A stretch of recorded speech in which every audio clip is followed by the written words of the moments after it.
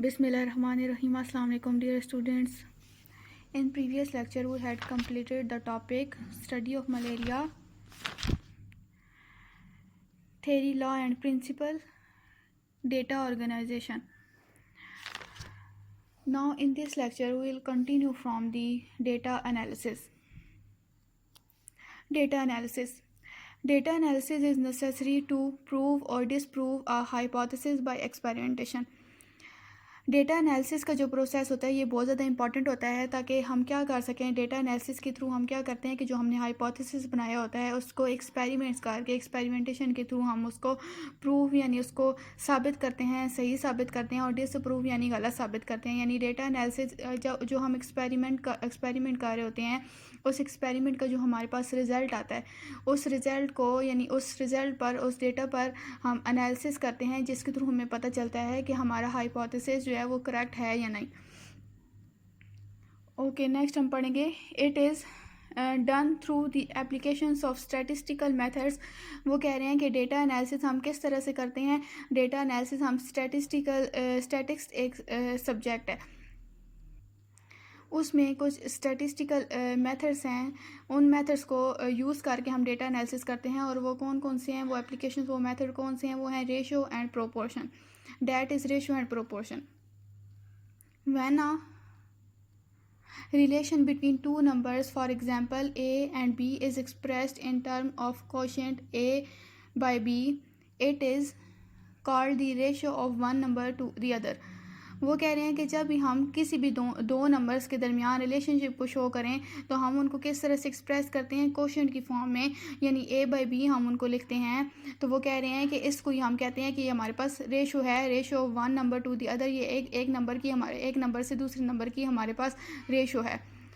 Ratio may be expressed by putting a division or colon mark between the two numbers. वो कह रहे हैं कि हम रेशो को किस तरह से एक्सप्रेस यानी किस तरह से शो करते हैं, किस तरह से हम इसको ज़ाहिर करते हैं। हम इस तरह से इसको ज़ाहिर करते हैं या तो फिर हम नंबर्स के दरमियान डिवीजन का मार्क डालते हैं या तो फिर हम उसके दरमियान कॉलन का मार्क डालते हैं।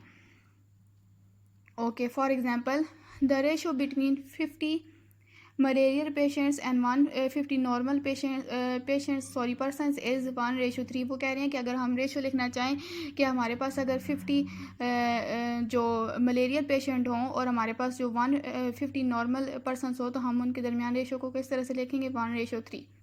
यानी जिस तरह से मैंने यहाँ पे लिखा है, ठीक है। 50 जो मलेरियल पेशेंट्स हैं, 50 जो है हमारे पास नॉर्मल पेशेंट हैं, तो उनके दरमियान रेशो हमारे पास क्या होगी, 1:3।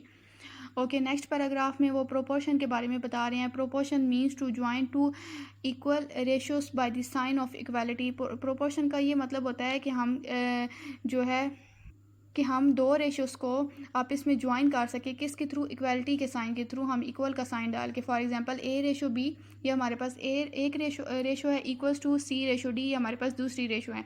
Is a proportion between the two ratios. इस तरह से ये हम इक्वल के थ्रू हम इन दोनों रेशो के दरमियान प्रोपोर्शन को शो करते हैं। दिस प्रोपोर्शन में also be expressed as A/B proportion C/D। इसको वो कह रहे हैं कि इस तरह से हम शो कर सकते हैं। When 3 values in a proportions are known, the fourth value x can be calculated. वो कह रहे हैं कि अगर आपके पास प्रोपोर्शन में कोई सी भी 3 वैल्यू, अगर आपको आप पहले से उसके बारे में जानते हो, आपको पता हो, तो आप जो फोर्थ वैल्यू है वो आप खुद से कैलकुलेट कर सकते हैं, यानी फाइंड कर सकते हैं। वो हम आगे पढ़ेंगे। ये जो नीचे ब्लू बॉक्स में एग्जांपल है उसमें पढ़ेंगे कि हम किस तरह से फोर्थ वैल्यू को हम किस तरह से फाइंड करते हैं।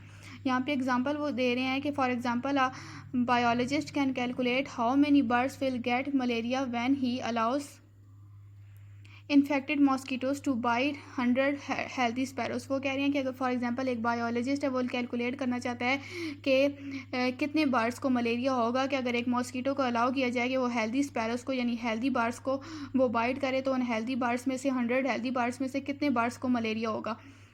इन द प्रीवियस एक्सपेरिमेंट, वो कह रहे हैं कि प्रीवियस यानी पहले जो एक्सपेरिमेंट किया था, he noted that when he allowed mosquitoes to bite 20 sparrows, 14 out of them got malaria. Now he uses the proportion rule. तो वो कह रहे हैं कि जिस तरह से पहले नोट किया गया था, उसने नोट किया था कि जो प्रीवियस एक्सपेरिमेंट हमने किया था मलेरिया की स्टडी में, जब जब जो हम पढ़ रहे थे कि 20 स्पैरोज़ को मॉस्किटो को अलाउ किया था कि वो 20 स्पैरोज़ को बाइट करे, तो उन 20 स्पैरोज़ में से 14 को जो है वो मलेरिया हो गया था। हम उस एक्सपेरिमेंट्स के रिज़ल्ट को यूज़ करेंगे आगे ये कैलकुलेट करने के लिए कि अगर 100 हेल्थी स्पैरोज़ को एक्सपेरिमेंट में यूज़ किया जाए और मॉस्किटो को अलाउ किया जाए कि वो उन स्पैरोज़ को बाइट करें, तो उनमें से कितनी जो स्पैरोज़ हैं जिनको मलेरिया हो सकता है, यानी मलेरिया होने के चांसेस हैं।